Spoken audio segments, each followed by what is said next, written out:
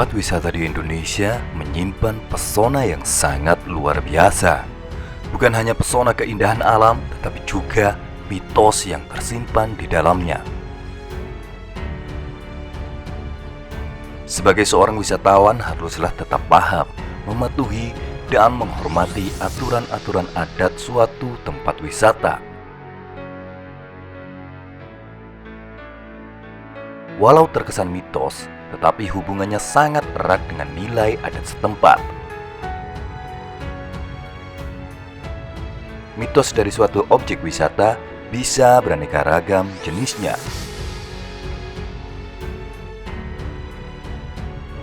Ada yang dipercaya membuat enteng jodoh, membawa berkah, hingga mitos-mitos yang membawa musibah.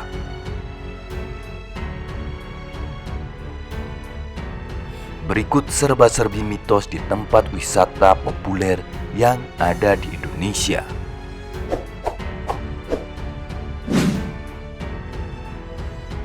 Yang pertama di Bali, Canang Sari.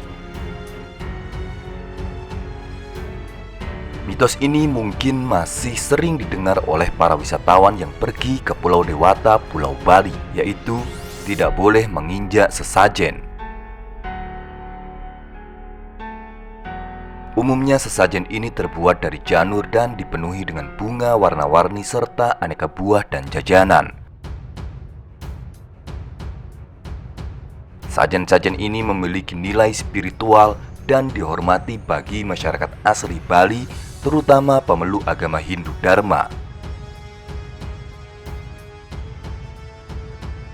Canang Sari merupakan upakara atau perlengkapan keagamaan umat Hindu Dharma untuk ritual persembahyangan setiap harinya. Sajian paling umum dapat dilihat di setiap sudut Bali adalah canang sari. Bentuknya bulat atau kotak dan diisi dengan daun dan bunga berwarna-warni, serta diberi dupa. Ukurannya setelapak tangan. Canang sari dan sajen jenis lainnya mudah ditemukan di setiap perempatan, pagar, pohon besar, tempat suci, bahkan di jalan-jalan umum. Masyarakat Bali percaya jika canang sari adalah makanan yang disediakan oleh Putokolo, roh halus yang menjadi penunggu pulau tersebut. Masyarakat Bali menghimbau untuk para wisatawan menghormati canang sari dengan cara tidak menginjak dan menendang, dan tidak melangkahi sesajen, terutama dengan niatan yang disengaja. Hal ini dipercaya dapat mendatangkan musibah bagi pelakunya.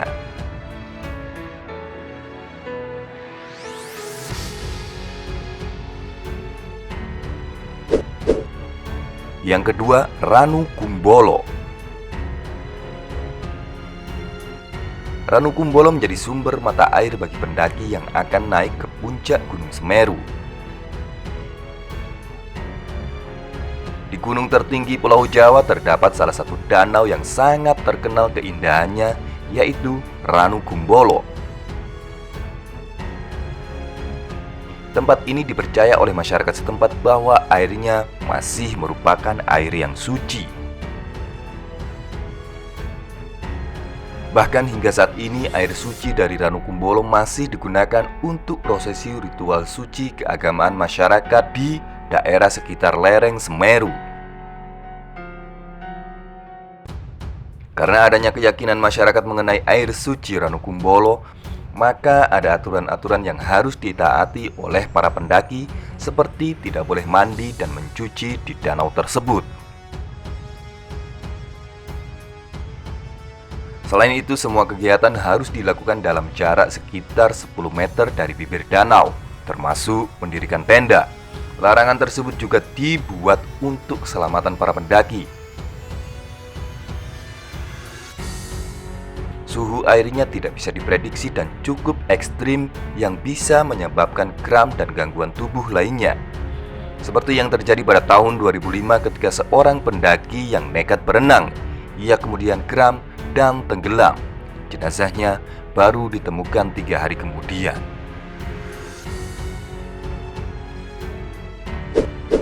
Yang ketiga adalah Baduy Dalam, Banten.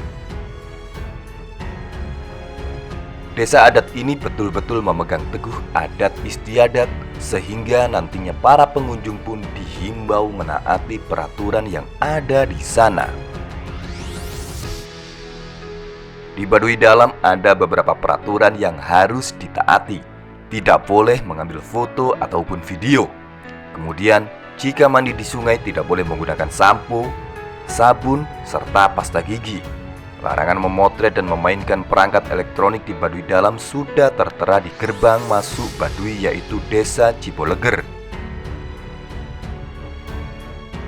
Sanksinya pun tertulis jelas, yaitu denda dan hukuman di balik jeruji besi.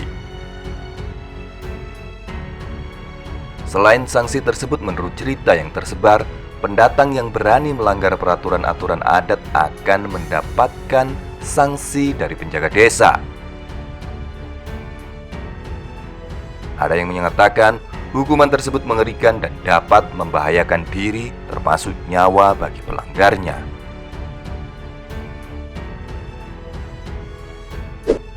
Yang keempat, Pantai Parangtritis, Yogyakarta. Pantai Parangtritis merupakan salah satu pantai yang terkenal di Pulau Jawa. Saat wisatawan mengunjungi Yogyakarta, Pantai Parangtritis tampaknya selalu masuk ke dalam list daftar destinasi wisata yang harus dikunjungi. Daya tarik Pantai Parangtritis berkaitan dengan mitos yang beredar bahwa wisatawan yang datang tidak diizinkan memakai baju berwarna hijau. Sebagai bagian dari pantai selatan, Parangtritis dipercaya merupakan area kekuasaan tokoh mitos Nyai Roro Kidul. Konon wisatawan yang berkunjung ke Parangtritis dengan memakai baju hijau akan diseret ombak suruhan Nyi Roro Kidul. Nyi Roro Kidul konon disebut-sebut senang dengan warna hijau.